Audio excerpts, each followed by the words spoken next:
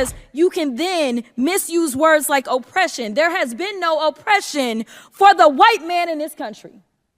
You tell me which white men were dragged out of their homes. You tell me which one of them got dragged all the way across an ocean and told that you are going to go and work. We are going to steal your wives. We are going to rape your wives. That didn't happen. That is oppression. We didn't ask to be here. We're not the same migrants that y'all constantly come up against. We didn't run away from home. We were stolen. So yeah, we are going to sit here and be offended when you want to sit here and act like, and don't let it escape you that it is white men on this side of the aisle telling us, people of color on this side of the aisle, that y'all are the ones being oppressed, that y'all are the ones that are being harmed. Sorry, I can't.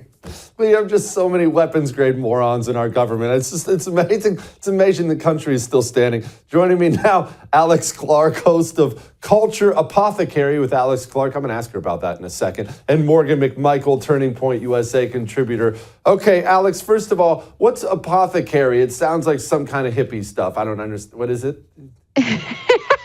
Yeah, well, it kind of is. An apothecary was the original place in your community that you would go for natural remedies. And so my podcast, we are all about healing a sick culture. So every guest has their own unique remedy to do that, you know, for physical health, spiritual health, or mental health. So yeah, it's the original place you would go before pharmacies and hospitals and big pharma. You would go to an apothecary. So that's kind of the story there.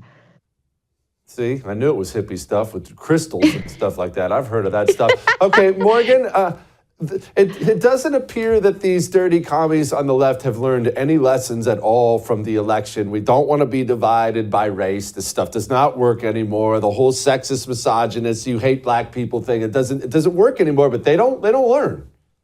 They never learn. I mean, they have been the ones that have called us racist, xenophobic, homophobic, transphobic, you name it. We've been called every name in the book. But this clip I just think is hilarious because while she's touting about oppression, she's wearing thousands of dollars worth of jewelry. Her earrings are Chanel. And I'd really want to ask her a question is, how have you been oppressed in the United States of America? Because I really don't think there is any kind of quote unquote systemic racism that actually is impacting her, especially when America is the land of the free, home of the brave, a country with opportunity that she would not be afforded in any other country.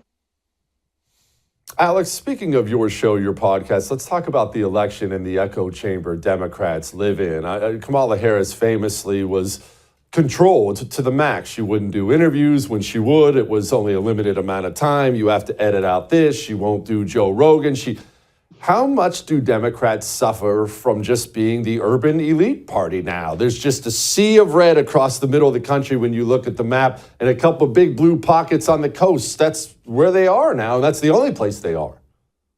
Yeah, I mean, everyone's going to bring up that Kamala Harris is incapable of having an unfiltered, unedited conversation for hours and not sounding like a complete imbecile, which is true. That's why she only did one podcast interview, which was Call Her Daddy, a liberal female audience podcast. But I think that was a terrible strategy because it wasn't going to win her any new voters. And then you, meanwhile, had young men who have been trending for Trump in massive waves for the past year. There was that recent study that talked to boys graduating high school, and they were overwhelmingly leaning conservative. So she was ignoring young men, refusing to go on more mass appeal podcasts because she's too afraid. And yes, the Democrats all live in an echo chamber. They just keep having hope and assuming and thinking like, oh, everybody agrees with us when it's clearly not the case. She could have gone on different shows like Theo Vaughn or Joe Rogan,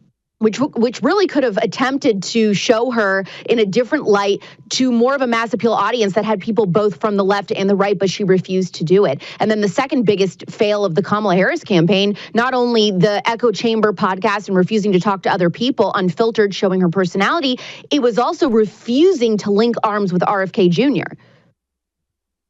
Yeah, it didn't do her any favors at all. Morgonn, maybe she doesn't have a personality. You know, Alex she wasn't wrong with anything she just said. She never opened up. She wouldn't go just be raw on a podcast for 3 hours. I shouldn't use words like that when talking about Harris, but she just wouldn't just open up.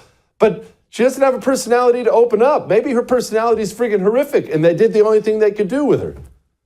I mean, she is just continuing the chain of command when it comes to control and being a puppet for the deep state and the DNC. So I'm really not surprised that she didn't go on all these podcasts. And I think it was, like Alex said, her number one failing point with this election, because she could have easily actually talked about Gen Z issues, talked about issues concerning women, also the Maha movement, which Alex has been a pioneer in the podcast industry when it comes to that. And I think it lost her so many points. I mean, you can look across the board, every single county. She didn't do better than Biden in any county comparing to 2020. And even Trump did better when it came to women. And I just think that she really failed when it came to talking to her voting base about things that matter, because she campaigned entirely off of abortion and it ended up failing.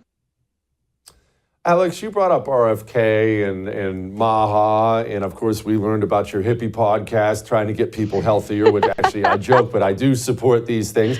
I like that the right has gone this route, talking more about health, talking more about the crap in our food, talking more about working out. It's such a weird thing to hear either one of the political parties address these issues.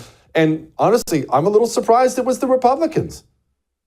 Well, you shouldn't be, because of the pandemic. So during the pandemic, you had the majority of Republican parents were voting in favor, totally vaccinate my children. I'm all in favor. When we mandated the COVID vaccine, you saw those numbers plummet. It was nearly 100%, and then it went all the way down into the 20% of people that would say, yes, I believe vaccine's safe and effective. It was all because of the lies and the manipulation and the censorship going on from Big Pharma during those 4 years, 2020 to 2024. So that's a huge indicator that we were in for some serious change. But you're right. Historically, it was more the liberal, crunchy granola people that cared about things like organic food and GMOs.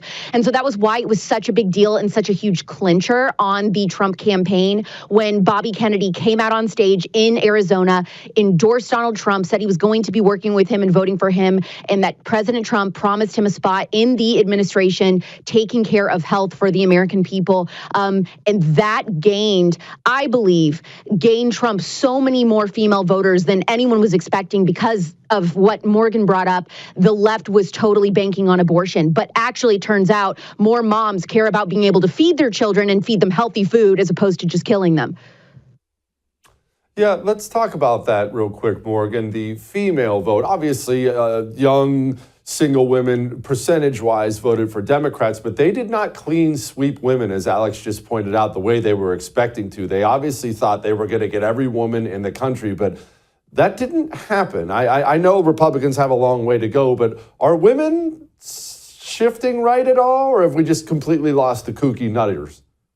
I think women will eventually start shifting more to the right and being more conservative as time goes on, and they continue to see the lies that the feminist movement has been selling them for years, even encapsulated with the Maha movement. Look how birth control has impacted women, and I have seen hundreds of thousands of women starting to ditch their birth control over the past couple of years. And even looking at the polling, under the age of 30, women under the age of 30, 40% voted for Trump, which is a lot more than I think the Democrats expected them to. And just like Alex said, when you are looking at feeding your kids, wanting to have children in the future, wanting a safe economic future so that you can raise your kids, buy a house, and actually looking at issues that are concerning the middle and lower class Americans, it's a no-brainer that a candidate like Kamala Harris isn't actually working in your favor. And it's the more that we dive into the lies of how the feminist movement has really trapped women, I think they're going to start waking up and voting more conservative in the future.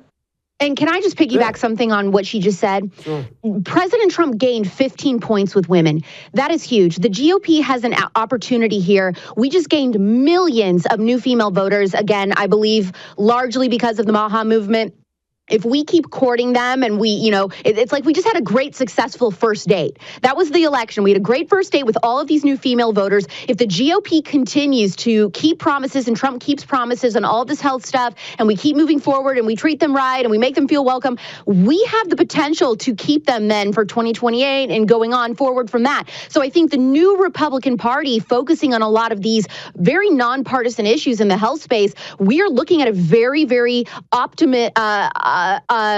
favorable future with female voters. Yeah, I think so. And as they reject feminism, because women don't want to be ugly. So anyway, Morgan, Alex, thank you so much. I appreciate it. I would thank you for coming to my YouTube channel, but I know how brilliant it is, and I know you love it here. So subscribe and watch. We're going to start really ramping things up and putting some funny stuff, some interesting stuff out there, some collaborations. Either way, my YouTube channel is officially the place to be. So stick around.